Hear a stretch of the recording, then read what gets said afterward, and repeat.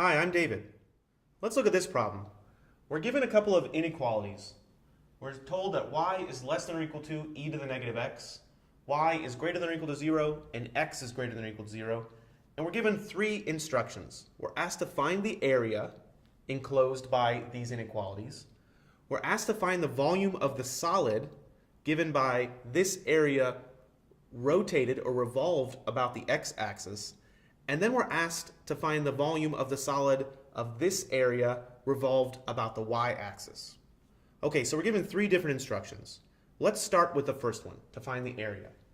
Well, if I want to find the area, and this is part A, I want to at first get an idea of what this picture looks like. Well, y equals e to the negative x looks something like this. And it has a horizontal asymptote at y equals 0. So as x approaches infinity, this function gets really, really close to the x-axis but doesn't quite touch it. It hits right here at 1, but that won't matter a whole lot for our problem. So this area enclosed by y is positive, x is positive, and y is less than or equal to e to the negative x, that's this area right here, and it's infinitely long. It goes infinitely far to the right.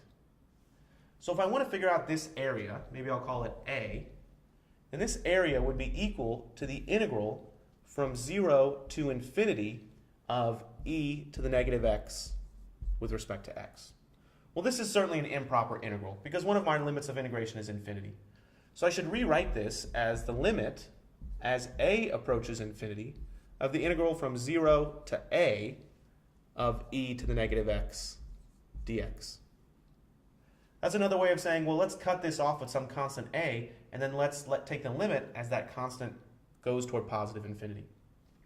Well, let's see what we get. This is equal to the limit as a approaches infinity. The integral of e to the negative x isn't too hard. That's e to the negative x divided by negative 1 or times negative 1. So negative e to the negative x. And then I'm going to evaluate that from x equals 0 to x equals a. Well, if I do that, then I have the limit as a approaches infinity. When I plug in a, I get negative e to the negative a.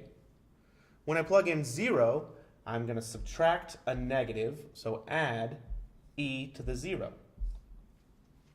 Well, let's see what's going on here. As a approaches infinity, I have e to the negative a. Well, I already saw that e to the negative a goes to 0 as a approaches infinity. So this right here is going to 0, and negative 0 is also 0. So this limit goes to 0 plus e to the 0, but e to the 0 is just 1. So this area is exactly 1. So this area right here equals exactly 1. Now I'm going to erase this, and in the next video, we'll see what happens when we revolve this area about the x-axis, and we'll find that volume.